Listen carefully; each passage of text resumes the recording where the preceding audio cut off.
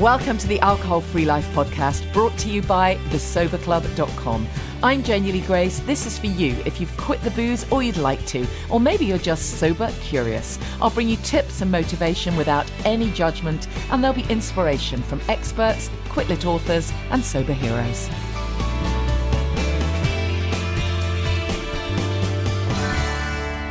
Hi and welcome to the podcast. How you doing? If you can hear a kind of really odd noise in the background, it's because there's a motorbike kind of revving up somewhere near me. I don't know how long they've got that going for. But yeah, if you can hear a kind of distant rumble, it's not my tummy. It's it's a motorbike outside of my studio. Good thing I'm not recording an audiobook, right? So yeah, we've had just such a great weekend last weekend, our sober coach training. And you just cannot kind of overestimate the power of connection. It just is so wonderful to be with like-minded people, and so we had a really great time, and it was just amazing how we were able to really dig into stories and what brought us to where we were, and just the absolute power of this kind of shared experience, really, the shared experience that we've all had of being able to ditch the booze, even though in every other way we're completely different backgrounds. But when you've got that thing in common, it's just massive, isn't it? It really is massive, and that's why I stress the importance of connection. That's why the Sober Club works. That's why communities work. That's why AA works, of course, for the meetings aspect. And you'll be very interested to hear my guest this week, who has got some really interesting take on some aspects of philosophy within AA. So I thought it was about time we had one of those kind of discussions. Just before I get into that, though, just to say that if you are interested in the Sober Coach training, drop me a message. And don't forget as well, the other thing we talked about a lot on our weekend is we end up always talking about family constellations, talking about old trauma, how it affects us, this whole thing of once we ditch the booze, we have to look at everything, don't we? We have to feel all the feels. It happens. And, there are quicker, in inverted commas, ways of addressing some of the old stuff without having to, suffer angst for an awful lot of years. And Family Constellations is one of the best ways that I know. And as you know, I have a workshop coming up. I work with a leading trauma expert, and that's on April the 15th in Hertfordshire. I had someone buy a ticket who was in the States and hadn't realised it was in person. But we will do an online as well. So just message me if that's of interest. We'll do one online. But if you can come in person, of course, it's a very different experience. And it's Saturday, April the 15th in Herts. So if you go to thesoberclub.com /events, you'll find the information there. The day before that, Friday 14th, if you are an expert or a therapist or a coach, we've got a Heart Centre Business Day, which also introduces some constellations. So that isn't going to be for everyone, but drop me a message if that's you. And then while I'm talking about events, the week after Constellations, April the 22nd, we've got Sober by the Sea. So that's an opportunity for absolutely everyone to just come and, it's a very tiny group, but what I mean is it doesn't matter where you're at. You might be sober curious, you might have been sober for years. It really doesn't matter. We focus on what you want for the future and what you want to manifest, and we do a vision board, and it's usually a really nice day to kind of come back to focusing on you and what you want, which is something we often forget about. We get caught up in the minutiae of everybody else's life and the busyness, and actually coming back to who we really are feels like a world away. An article caught my attention in the week that was surprisingly in Psychology Today. It was a piece by Scott C. Anderson talking about how binge drinking alters the gut microbiota. That won't be a surprise to you, I'm sure. Talking about the effects of alcohol on gut health. And also binge drinking, and saying that there were some tests had been done. This was a study that had been in the Lancet, showing that some tests had been done and showed that binge drinkers had emotional deficits and alcohol cravings that were strongly associated with their altered microbiota, which absolutely makes sense. We often talk about the gut being the second brain. So yes, having emotional deficits and craving alcohol alcohol or craving something is really true. And the fact that that's played out literally within your microbiome, within your gut microbiome, it makes absolute sense to me. It really does. We do a lot in the Sober Club around gut health. One of our coaches is a gut health specialist, so we've got some really good pieces in the Sober Club if this is something that interests you. But anyways, this particular article is talking about how these specific microbial species are associated with impulsive behavior and cravings for alcohol. And again, this makes absolute sense. So, our cravings can literally come from tiny creatures in our gut. You've heard people talk about candida and, those kind of things where, literally we're craving sugar to feed the candida. And they're talking here about how the binge drinking is because we're, craving more. Partly what's going on in our head, partly what's going on in our body. This kind of bacteria. Anyways, the article goes on to basically say, it talks about it. In fairness, it does absolutely say, okay, binge drinking is bad. May want to cut down, but it also says. Let me find a little bit here. It says you're something like, if you're going to be taking an alcohol holiday, pace yourself. Your booze-loving bacteria may enjoy a binge, but the joy you find in the evening will be subtracted from the following morning. Yeah, absolutely true. But then the payoff line is 1 or 2 glasses a day lowered dementia rates compared with those of teetotalers. So, my goodness, the article, what I took from the article, they seem to be saying, you know what, you will be looking after your gut bacteria if you drink in moderation and supporting, less risk of dementia. I'm sorry, just absolute BS. I just can't understand how these studies get through. It literally choosing to have alcohol because you think it benefits your gut health is, to quote the great Catherine Gray, having alcohol for its health benefits or a glass of red wine for its health benefits is like having a burger for the gherkin. I mean, it's absolute nonsense. Literally nonsense. If you want beneficial, good gut health, good gut bacteria, then there are so many other ways you can do that.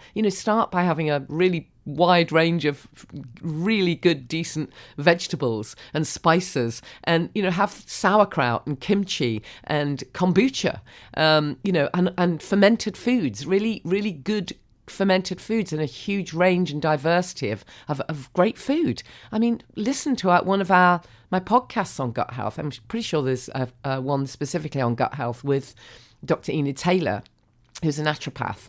There are just so many other ways of looking after your gut rather than feeding it with alcohol, right? It's just nonsense. And in terms of the dementia piece, I'd really, really urge you to just really challenge that study. Go and do your own research and challenge that study that tries to suggest that people who drink a small amount of alcohol moderately, I mean, if we're going to go there, who actually does have 1 glass of alcohol? Usually by the time you've had one, you've lost all sense of what seems reasonable and lost all inhibitions, and you're on to the second, the third and the fourth, because if you have an issue with alcohol, then you don't have an off switch, and that's kind of the whole point. So I just don't buy that at all. But even if you were to accept that some people do drink moderately, I guess some people do, it's not a thing for them, that they would have a better a lesser rate, chance of getting dementia than those who don't drink at all. Just honestly, absolute nonsense. Please go and listen to the podcast I did with Dr. Anya Topi-Waller. She really tells it like it is. She was the senior lead, the clinical researcher on a study that was came out probably about a year, 6-8 months ago now. It's podcast number 192, I think, if you want to find it quickly. I mean, there's your real stuff there. There's your study right there. Don't buy into any of this. I'm so kind of passionate about this because I know that I bought into this stuff. I really did. If you'd have asked me 6 years ago, I'd have been delighted to read that article. That, oh yeah, fantastic. Bring it on. Bring it on. I'm looking after my gut microbiota by drinking alcohol. Of course I would manage to conveniently miss the bit where it says in small quantities, as I downed my bottle. And this is what keeps people stuck. It keeps us stuck, this absolute cognitive dissonance. Don't buy it. Absolutely don't buy it. We really do need to just spend more and more time just inspiring people and encouraging people that life is better without any. Life is better without booze, right? I think you've heard me say that just a few times. On to my guest this week. I was really interested to chat to this guest because it's Dr. Peg O'Connor. She's a professor of philosophy, and I found it really fascinating because what she talks about is she looks at the term higher power, the concept of a higher power, which of course if you're someone who works through 12 steps or goes to AA, will be will feel very, very relevant to you. But there are people who don't want to do the spiritual piece, or they don't, and there are lots of people that reject Alcoholics Anonymous because they don't believe in God, or they don't want to turn over stuff to a higher power. I mean, you know that generally as a rule on this podcast, we don't get into the AA debate at all. Kind of what we focus on is positive sobriety, freedom from alcohol. You've heard me say many times, I don't believe that if you've been sober for 35 years, you are a recovering alcoholic. I absolutely do not believe that. I do believe that we can have freedom from the alcohol trap. But having said that, of course, I recognise that AA has been incredible for many people, and still is, and many people hugely benefit from community. So I thought it was really interesting to just have a little conversation about this concept of higher power, really. And Peg O'Connor has done a really interesting job. So I hope you enjoy the interview. We recorded it a while back, so there's probably a reference to bad weather, even though we're getting into spring, thankfully. I'm so pleased that my guest is Dr. Peg O'Connor. Peg has been sober for 34 years. Amazing. And she's the author of the new book, Higher and Friendly Powers, Transforming Addiction and Suffering. I'm sure there's an awful lot more to say about you, Peg, but welcome to the podcast. I really appreciate it. Well, thanks so much for having me on. It's certainly a wonderful podcast series you have, so I'm honored to be here. Oh, fantastic. Thank you. Well, first of all, where are you? Whereabouts in the world are we chatting? So I'm in the United States. I'm in the state of Minnesota, which is about smack dab in the middle. Cool. And they tend to be cold and snowy during the winter. Yeah, absolutely. Well, we're not doing so bad here ourselves. It's really freezing at the moment in the UK, no. But not too much snow. So let's just tell me a little bit about your background then. Before you started to write books and stuff, let's take you right back. I don't think I've ever spoken to anyone who's been sober for 34 years. That is so cool. So take us right back to the start of your journey. Oh, the start of my journey. I was about 13 years old. I just posted a TikTok video about this too, your first drink, that those of us who struggle with alcoholism oftentimes remember our first drink and our last drink as if they happened yesterday. And that's what it's like for me. So I was about 13 years old. It was right after my grandmother's funeral, where we had the hospitality at my home, and I was helping my mom clean up, trying to be a good, responsible daughter. And there was this glass of an amber liquid. I didn't know what it was, but for some reason, I picked it up and I threw it back. And I simultaneously felt sick to my stomach and totally alive. And it turned out that lovely amber beverage was scotch. And I was off and running pretty quickly. I probably had a full blown addiction to alcohol by the time I was 16. And I carried that with me through my college years. And I would stop and I would start, I'd stop and I'd start. I would never drink during my athletic seasons. I was a tennis and squash player, so I wouldn't drink then. And I'd tell myself, see, I can quit. I don't have a problem. Addicts can't quit. And it never counted as information that I'd always start right back up at the end of the season party. And I sobered up when I was very young. I wasn't quite 22. So that's how I've gotten to have all these years of sobriety. I started early and I quit early. And I'm Right. awfully grateful that I did. Yeah. So, Peg, you're a professor of philosophy specializing in addiction. So, I mean, I'm guessing, you know, you really do know this inside and out, all of this stuff. But I think it's really interesting that what you're addressing in this book is those people who struggle with the kind of Christian-centered God, you know, at the heart of AA. Now, there'll be a lot of people listening to this podcast who have never encountered AA. So, you know, a lot of people haven't used AA. But one of the reasons why they've been put off is the fact that they don't want to, you know, enter into that kind of religious bit. So, what would you tell us then? What is it that you want to share about this term higher power that is often used? Well, it's the touchstone, really, isn't it, of AA? It is a touchstone of AA, but the term higher power came from American philosopher and psychologist William James back in 1902. And then Bill Wilson adopted it and narrowed the meaning. So the original term, higher and friendly power, and it was plural oftentimes, had to do with anything larger that would take you beyond your own embattled little self. And so you could reach outward to something like ideals of truth or beauty. You could believe in the decency of humanity. You could think maybe I'm even possibly capable of being a self. Anything larger will do if it helps you to either reach outward to something more or to reach inward to something more. And it's important to know that there are as many higher powers as there are individuals in the world.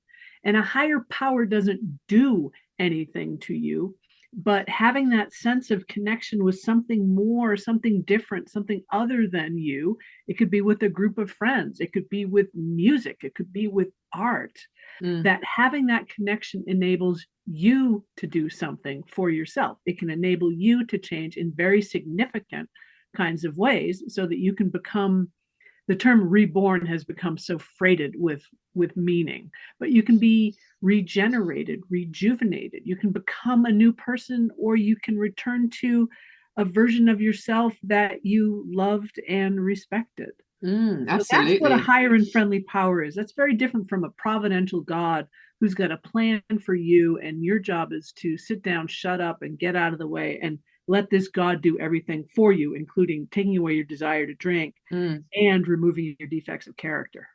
Yeah, I mean, I think that is, you know, you're absolutely right. That really is very off-putting, as is for many people the kind of concept that we are powerless and we need God to help us with this. How would you tackle that concept? Oh, I think that's right. And we all struggle with that concept of powerlessness, except we accept that we're powerless over all different kinds of things. And we accept that in everyday life in so many ways. We're powerless over gravity. There is so much that is beyond our control, but that doesn't mean that we can't do anything about it. So to be powerless over alcohol is just to say, here's one thing that I can't get a handle on, that I can't control. It doesn't mean that I'm powerless over everything in my life. It's just, here's this one thing that I'm having a hard time handling. And many people feel powerless over their weight. You know, if they have issues with eating or issues with food, other people feel powerless about not understanding all of the ins and outs of a tax code, for example. So powerlessness is part of human life. Yeah. But the idea that being powerless over one thing extends to being powerless over everything, that's the step that many of us are unwilling to take. So when we can recognize what we have power over, what's in our control, and what we don't, we're going to be much happier people. Mm. And so if I can say, I could clearly say I didn't have power over alcohol. Once I started, I kept going until I was blackout, passed out, drunk. I couldn't control it. But what I could control was a decision to try to do something differently. Yeah. So admitting that there's something that you can't handle may be the very thing that empowers you to then take a different kind of relationship to it. Mm. Yeah, I mean, you're absolutely right. I know that in the book you talk about, of course, multiple paths out of addiction. There is no wrong or right, and that's something I talk about a lot. But what's your view on whether some people are more susceptible to addiction? What's your belief there? Oh, I think some people are more susceptible to it. So, on one accounting, addiction is an equal opportunity condition in a negative sense. None of us is immune from it. All of us have the potential to develop an addiction. Mm. But some of us are far more susceptible to beginning to engage in behaviors that at first may seem adaptive, but then become maladaptive. So there's a very strong correlation, for example, between those of us who develop addictions early and with childhood trauma or adverse experiences. There are correlations too between people being economically, socially, or politically marginalized and exploited. Mm. That many people turn to alcohol and other drugs as a kind of self-soothing behavior. And if you've got so many more stressors in your life, you've got so much more to self-soothe, it's more likely that you might develop an addiction. Yeah, absolutely. We've looked. I've often mentioned the adverse childhood experiences study that I'm sure you've come across, and it's a staggering percentage of people who score really just a fairly low score, but the link to them being more likely to have an addiction is quite incredible. What do you think about?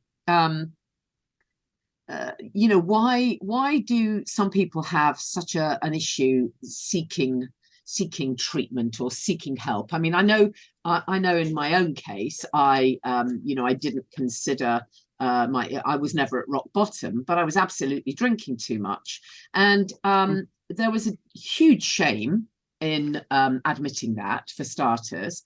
And then when I did eventually sort of reach out a little bit, just very tentatively, to general practitioners, doctors in the UK, if I was doing something else, if I was going for something else, I was usually met with a very glib kind of, oh, well, you seem fine, just have an alcohol-free day.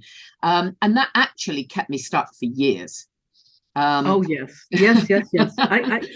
I can easily imagine that. I was in college and I got terribly sick. I had mononucleosis and chickenpox at the same time. And I was at the school's infirmary, and the physician said, now, you can't drink during this because your spleen and pancreas are affected. So that's not going to be a problem, is it?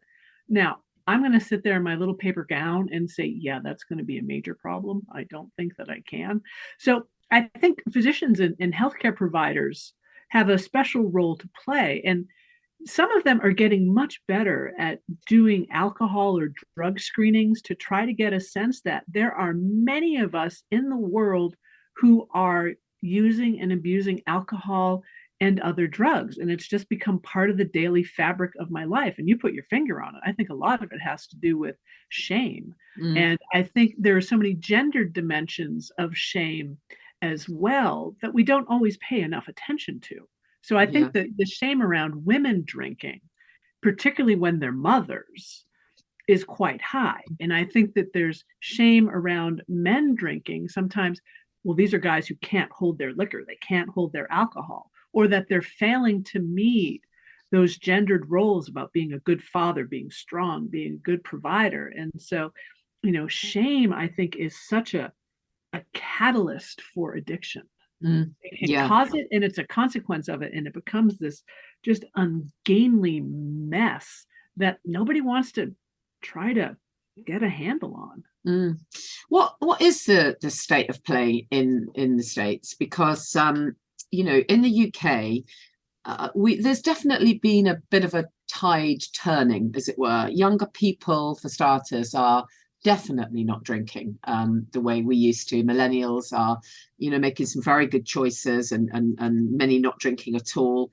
So it does feel as though the tide is turning a little bit. Having said that, of course, I had an interview with a doctor just recently, and the actual rate of alcohol-related deaths has gone up massively because of lockdowns and God knows what.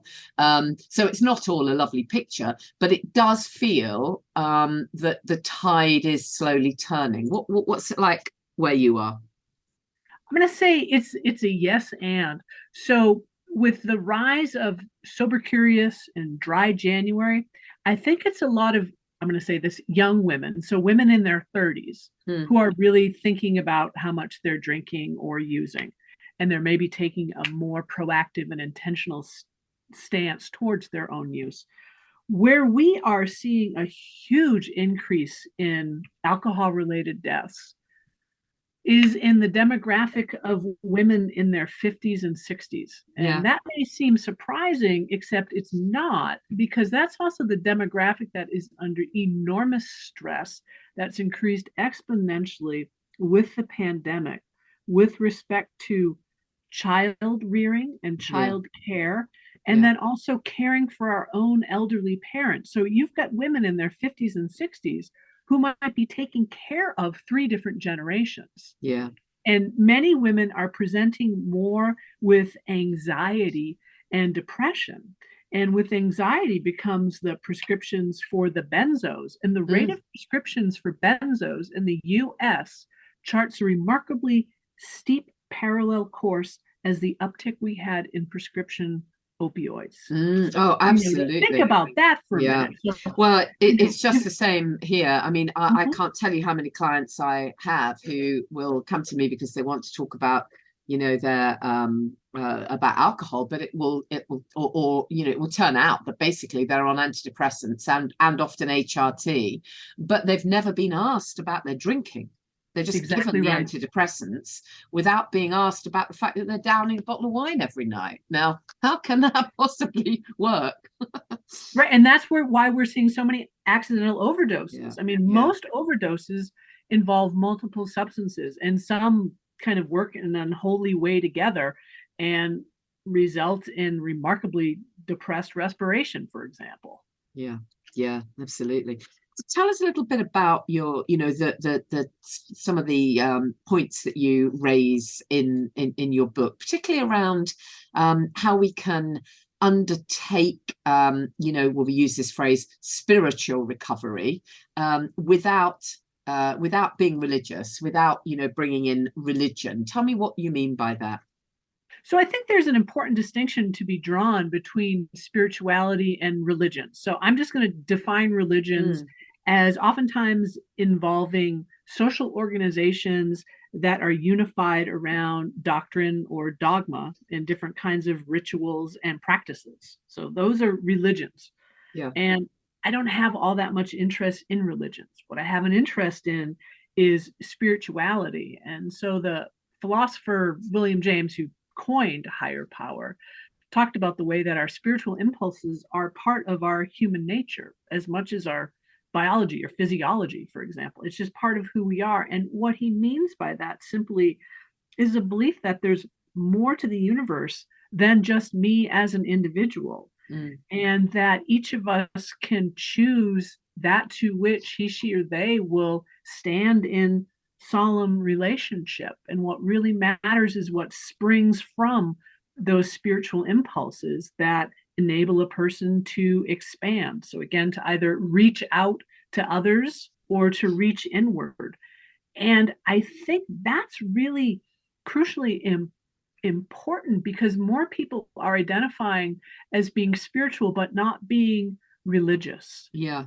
And so to try to give people more examples to help them authorize to decide, what is spiritual for them, or what does spirituality mean for each of them? And that to think about these questions is not to engage in a luxury or not to be kind of idle thoughts, but they're deeply connected to who we are and how we suit up and show up in the world. But we get so busy. I think all the busyness and all of our connection through social media and our cell phones and all of that, what that does is it suppresses that spirituality. It suppresses people's willingness to be able to sit quietly by themselves for a while and to think about those kinds of questions. We're too busy. And that busyness is harming us in a very fundamental kind of way. Yeah, absolutely. And of course, actually, drinking alcohol does that as well. Stops us from being able to sit and be quiet. I know. I used to interview. I was a presenter on Hay House Radio for many years, so I used to interview all kinds of leading meditation gurus. But of course, back then when I was drinking, if I ever tried to sit in meditation, well, it was laughable, because of course, a little voice somewhere deep down would be saying, what the hell you think you're doing? You're not even authentic with who you're meant to be, let alone, so yeah.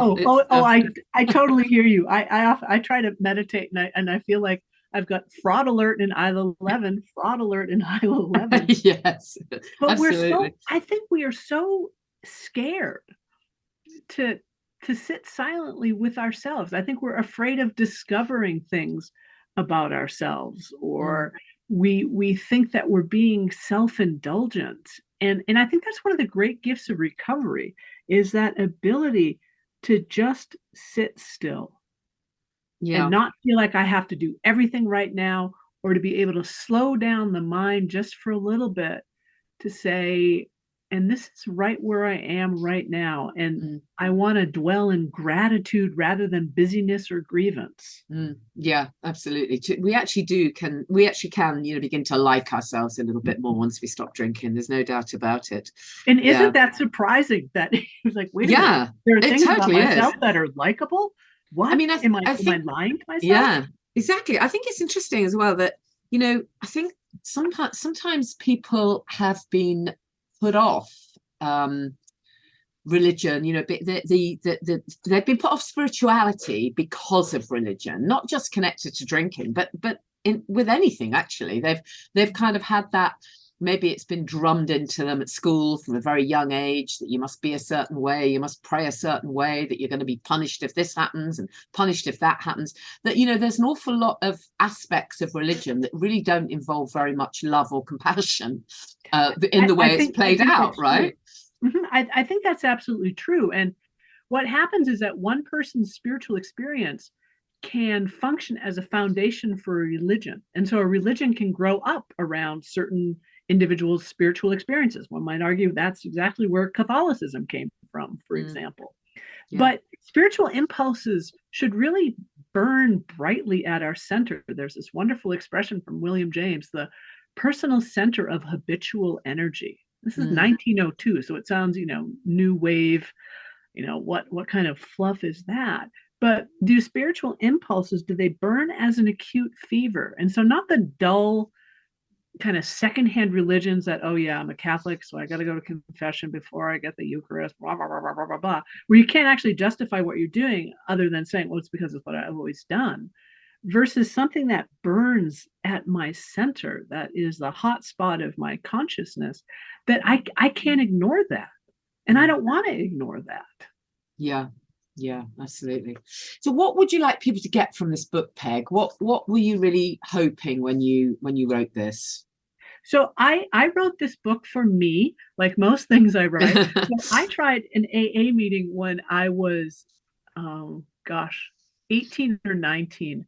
And I remember and I was raised Catholic. And I walked in there and I heard the God language, and I heard the steps being read, and I heard how it works being read about, okay, if I fail, it's because I'm constitutionally incapable, I'm fundamentally dishonest. And I ran out of there so quickly that I never went to an AA meeting again for another 20 years. I've been 20 years sober, actually. And so my hope for this book, I'm trying to hit, maybe if I were to draw a Venn diagram, there wouldn't be much overlap here. People who absolutely love AA and it's worked for them, because programs can work for people. Mm. And Bill Wilson, who founded AA, regarded William James as a co-founder, even though William James had been dead for 25 years before Bill Wilson had his big aha moment and finally sobered up. So people who love the history of AA to say, well, here's this person who was writing in such ways that Bill Wilson was bowled over by it. So people who love AA. But more importantly are the people who have struggled with AA because of that Christian-centric notion of God. To say, you know what, let's take this concept and return it to its more inclusive and expansive sense. And each person can come to see that they can author their own conversion. They can author their own fundamental changes in their lives so that they can change, so that they can maybe move into a life of recovery or sobriety, or so fundamentally reduce their harmful use that they feel like they become a different person, and that they're able to kind of reap the benefits of no longer having alcohol or drugs or other addictive behaviors right at their center, right as their habitual center of personal energy. So it's really meant to be an invitation to people to explore their spiritual side and to figure out what might function as a higher power for them. Yeah, love it. Thank you so much, Peg. I really appreciate your time. The book is Higher and Friendly Powers, Transforming Addiction and Suffering. Where can we find out more about your work? We can find out more about my work at pegoconnorauthor.com. And Higher and Friendly Powers is available on Amazon. And you can probably order a copy through your local independent bookstore if you still have one of those. Yeah, and just about. Just about, right? Yeah. Cool. And I also write a blog for Psychology Today called Philosophy Stirred, Not Shaken. And a lot of it is on philosophy and addiction, but a lot of it too is about it's kind of philosophical questions about meaning of life. Fantastic. Peg, thank you so much for your time. I really appreciate it. Oh, thank you so much for this opportunity. Thank you, Dr. Peg. So we'll put the link to the book in the show notes. It's a very uplifting read, and I'll make sure you've got the link to that. Don't forget, we mentioned the events, Family Constellations, Saturday, April 15th, Sober by the Sea, the week after that. Make sure you check out the Sober Club if you don't have support and connection at the moment. Most of our stuff is online, of course, but we do have meetups on Zoom as well as our private Facebook group. We have a whole wealth of materials, and I mean an absolute library of everything you would ever wish to find about optimum health and well-being, because of course it's about so much more than, in inverted commas, just not drinking. Of course it is. And, you know, I've said so many times before, when people stop drinking is often when they do start to look at, okay, well, let's have a look at the old trauma. Let's have a look at how my life is working out. What is it that I want? What is my purpose? How do I want to run my day? You know, how do I want to bring in meditation or some kind of spirituality? And then obviously there's the whole nutrition piece. And we were talking earlier about gut health, and everything is covered. We have a massive library of content and connection. It's not a big group, it's small, it's non-judgmental, and you'd be very welcome if you want to check it out. And if it's not for you, you can just leave, you know, it's really low cost. So do check it out, thesoberclub.com. Obviously I offer one-to-one, I knew I'd hit that microphone. Obviously I offer one-to-one coaching as well, and there's a whole wealth of stuff. So if you are new to all of this, it's exciting. It's a really exciting time. I so often find that when people start out on their alcohol-free journey, it feels so terrifying at the beginning, and you often can't find anything optimistic. It doesn't feel very optimistic. It just feels as though this is something you've got to do, because if you don't, God knows, your partner will leave you, or you'll get even more sick, or whatever. We usually come to this because the pain point is so bad. But I'd love you to recognize, okay, it's time, yeah, and then just focus entirely on how great life is going to be. You know, I'm always saying you're not allowed to say give up, because you're not giving up anything. You are literally only gaining. So thank you so much for listening. If this is the first time you've listened to the podcast, or if you've been listening, if you've done them all, if you've done a couple of hundred podcasts, you're huge, just so welcome. And I really appreciate feedback. I will reply to as many messages as I possibly can. So you know where to find me, at Janey Lee Grace. And obviously you can find me via the Sober Club as well. See you next time. Thank you for listening to the Alcohol Free Life podcast, brought to you by the Sober Club. Please rate and review. And if you want support, accountability and inspiration, and you want to live your best life without the booze, check out thesoberclub.com.